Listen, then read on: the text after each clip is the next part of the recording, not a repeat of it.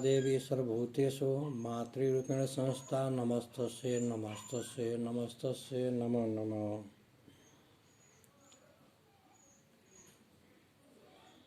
इस वैश्विक महामारी में जो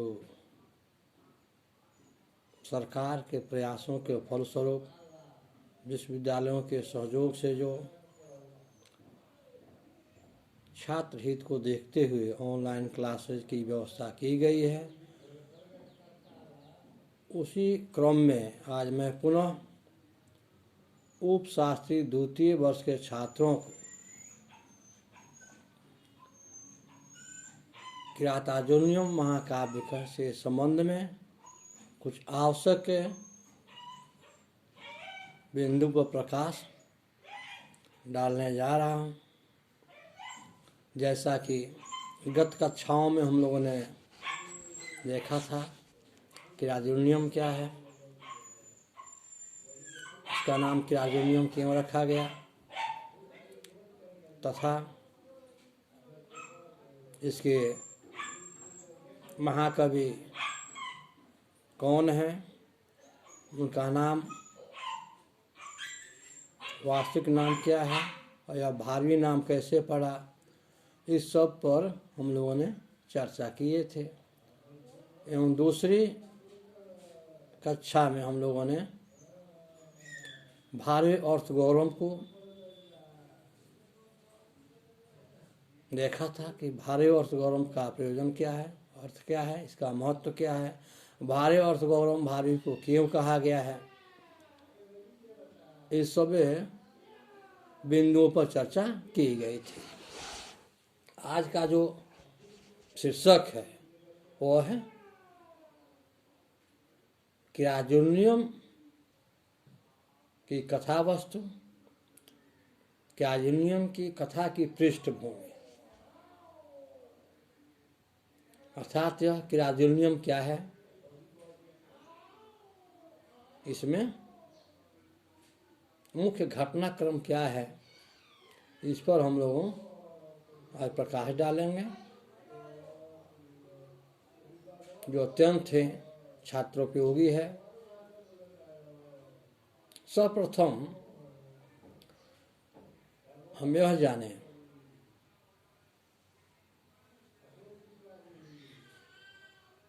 कि इस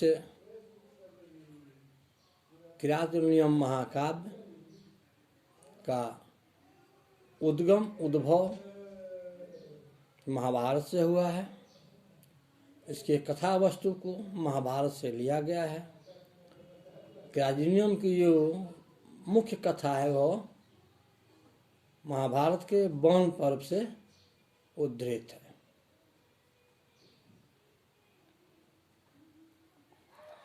सर्वप्रथम हम यह देखें तो धृतराष्ट्र पांडु दो भाई थे। पांडवों के मृत्यु के पश्चात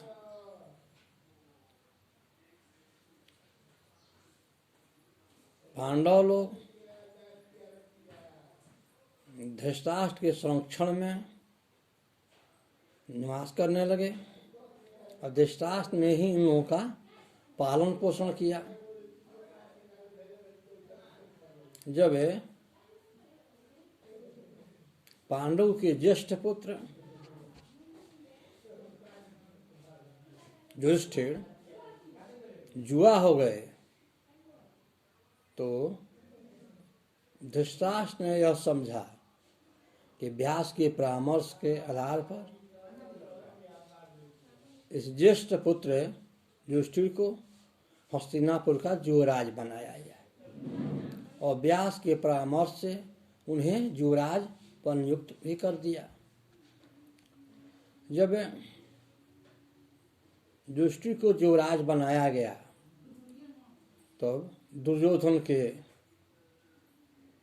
ईर्ष्या की भावना प्रबल हो गई और वह युधिष्ठिर से पांडवों से द्वेष करने लगा, ईर्ष्या करने लगा, यहाँ तक कि उन 5 पांडवों को मारना चाहता था कैसे इन लोगों की जीवन लीला को समाप्त किया जाए। इसी क्रम में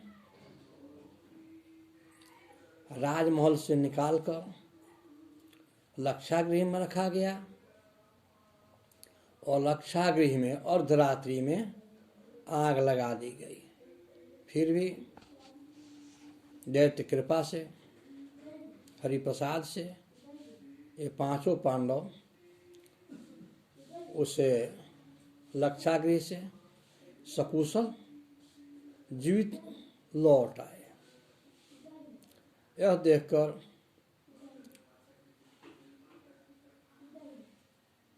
दुर्योधन की ईर्ष्या और प्रबल हो गई और वह अन्य कारणों से इन्हें त्रस्त करने लगा।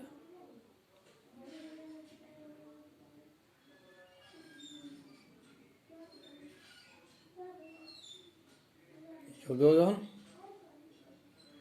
युधिष्ठिर को युवराज के रूप में नहीं देखना चाहता था।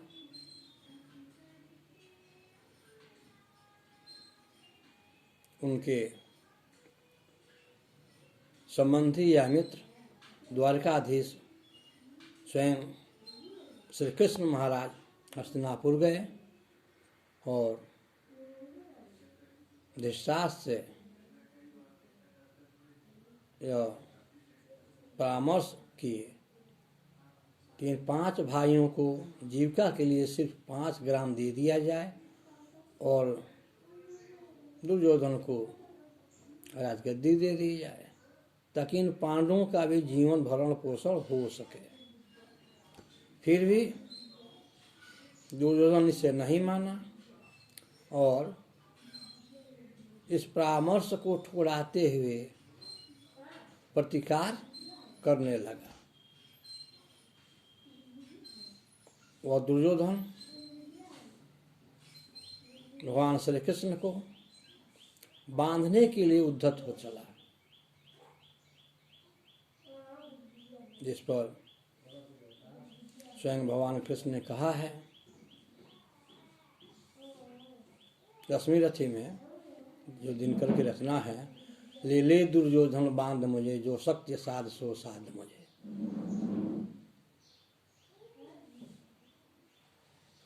और इस प्रस्ताव के विफल होने के पश्चात भी जब सारे उपाक्रम निष्फल हो गए, निरर्थक हो गए, तब श्री कृष्ण के परामर्श से पांडव लोग भी उसे दुर्योधन और दुशासन के प्रति द्वेष करने लगे। इन्होंने अपने अधिकार पाने के लिए युद्ध को ही माध्यम चुना।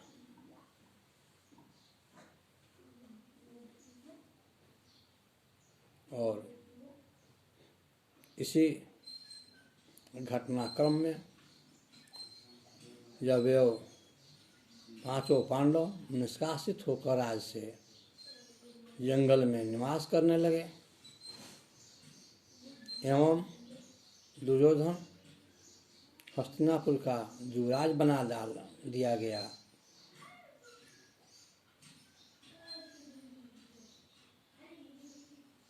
तब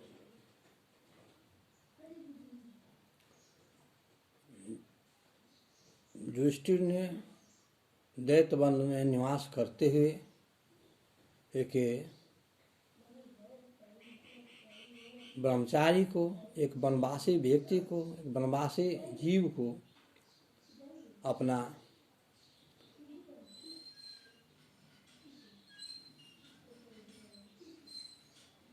दूत नियुक्त किया और उसे दूत से यह जानना चाहा कि हे वनेचर, तुम हस्तिनापुर में जाकर वहाँ की राज व्यवस्थाओं को ठीक से अध्ययन करो, ठीक से जानो, जिससे यह स्पष्ट हो सके कि मेरी प्रजा सुखी है या दुखी है। इसी क्रम में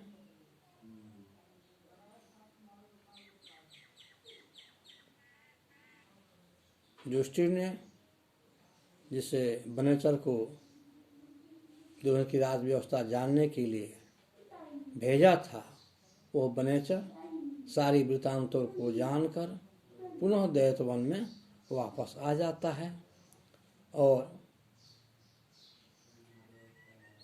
युधिष्ठिर से यह कहना प्रारंभ करता है कि हे महाराज,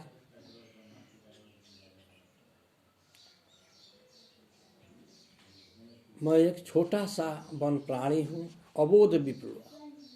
अबोध जिसे बोध नहीं है, जिसे ज्ञान नहीं है, वैसा मैं जंगली प्राणी हूँ।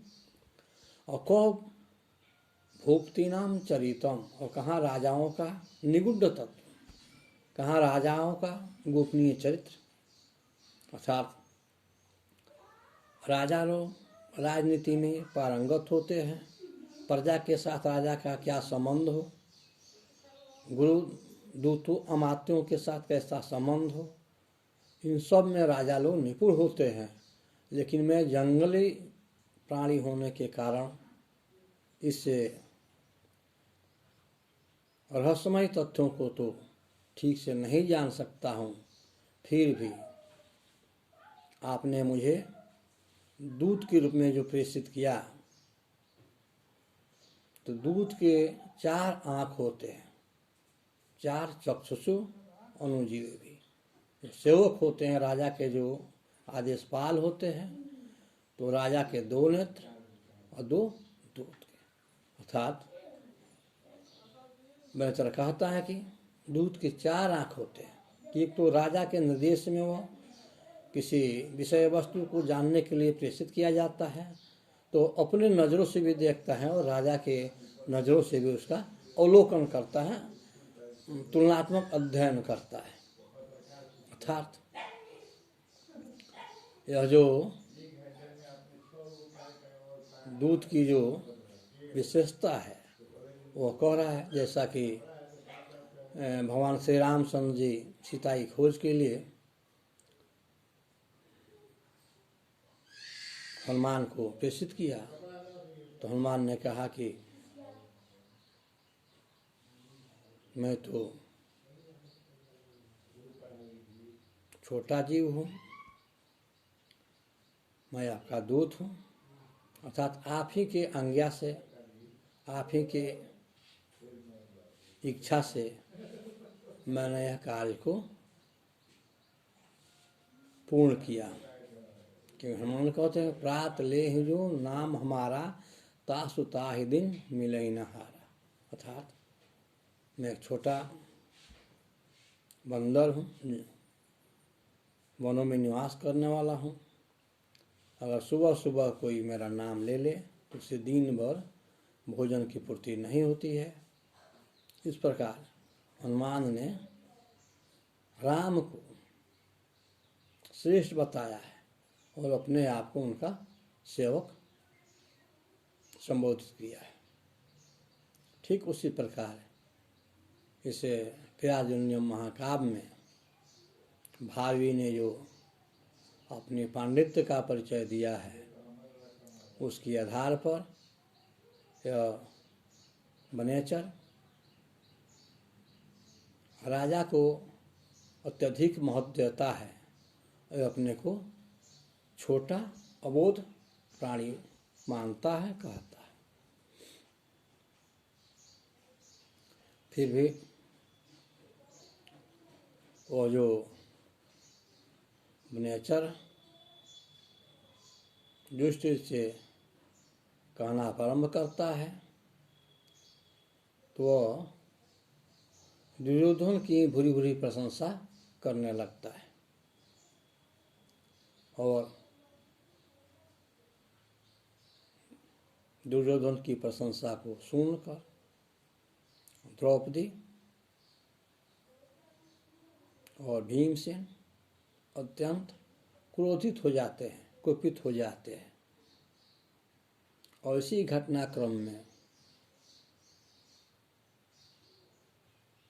यह जो द्रौपदी है वो युधिष्ठिर को धिक्कारने लगती है, ललकारने लगती है,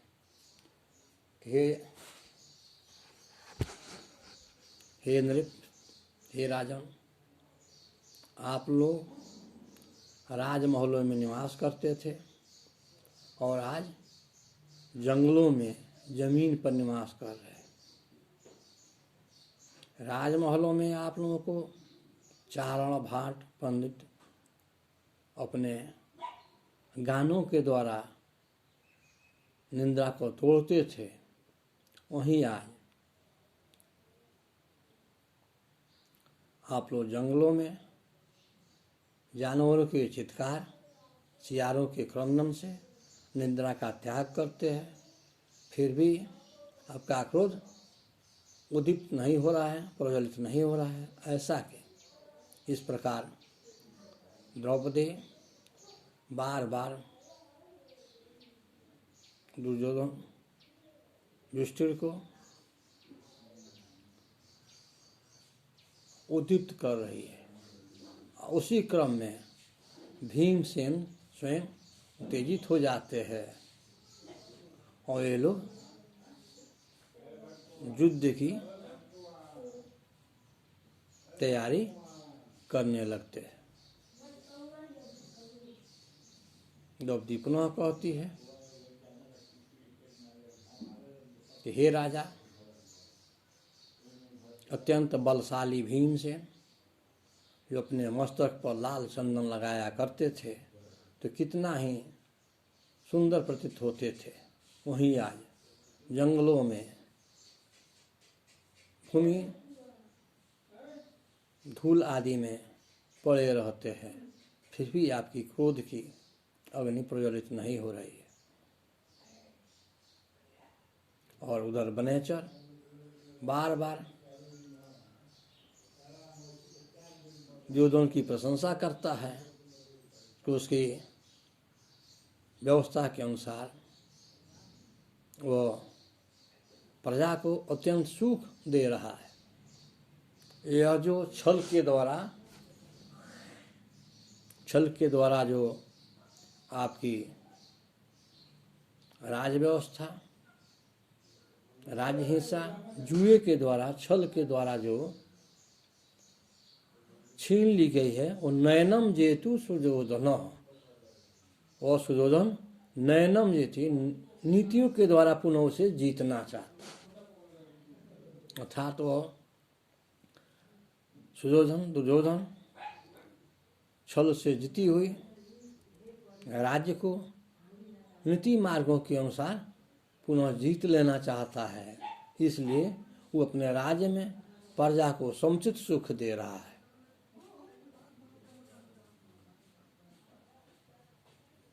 पुनः वनेचर कहता है कि जिस प्रकार बिना बछड़े को बछड़ा रहित धेनु गाय दूध दे देती हो, ठीक उसी प्रकार वो सुयोधन अपने राज्य की स्थिति को सुदृढ़ कर रखा है। पर्याप्त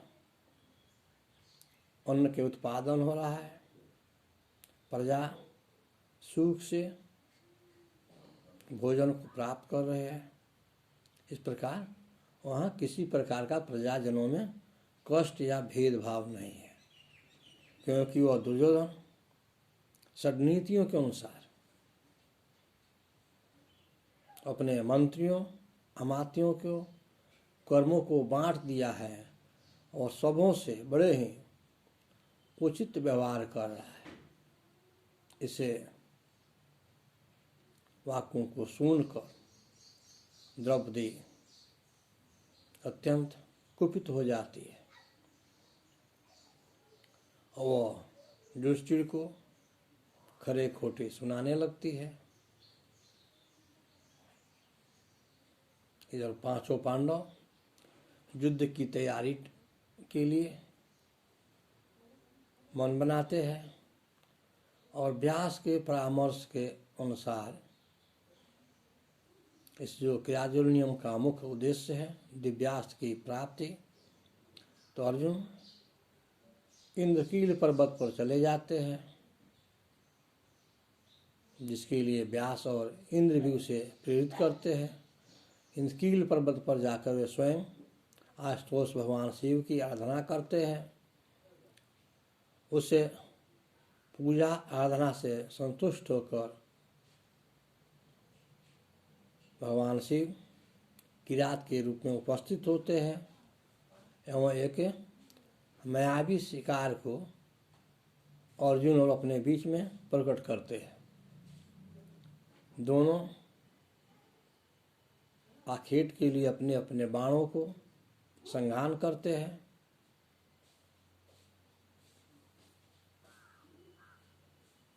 वहाँ उस शिकारी हारता है, न उसके बाण हारते हैं, न अर्जुन हारता है। तब दोनों मल्ल युद्ध के लिए तत्पर होते हैं। मल्ल युद्ध के समय अर्जुन यह देखता है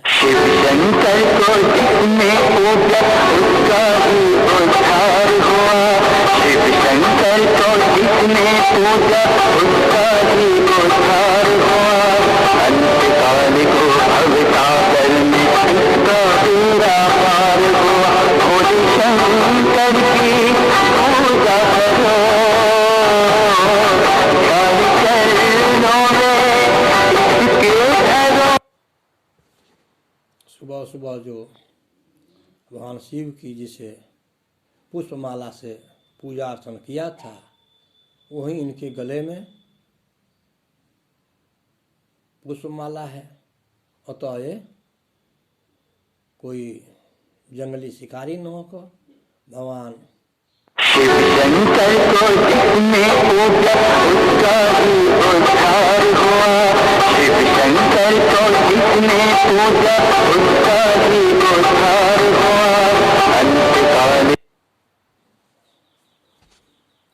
उपस्थित हुए हैं, अर्थात स्वयं भगवान शिव है। और अर्जुन शिव के चरणों पर गिर पड़ते हैं और भगवान शिव उन्हें दिव्यास्त्र का वरदान देते हैं। और दिव्यास्त्र को पाकर अर्जुन पुनः हस्तिनापुर आता है और इन कौरवों से अत्याचारियों से युद्ध की इच्छा कर बैठता है। फिर कौरव और पांडवों में घमासान युद्ध होता है। उस युद्ध में पांडवों की विजय होती है, सारे कौरव मारे जाते हैं। यह इससे क्रियाजल नियम की मुख्य कथा वस्तु है। अगली कथाओं में पुनः इस पर विचार किया जाएगा। इसकी अन्य विशेषताएं क्या है, क्रियाजल नियम महाकाव्य क्या है, इस पर भी चर्चा अगली कक्षाओं में की जाएगी। जयतु संस्कृतम, जयतु भारत।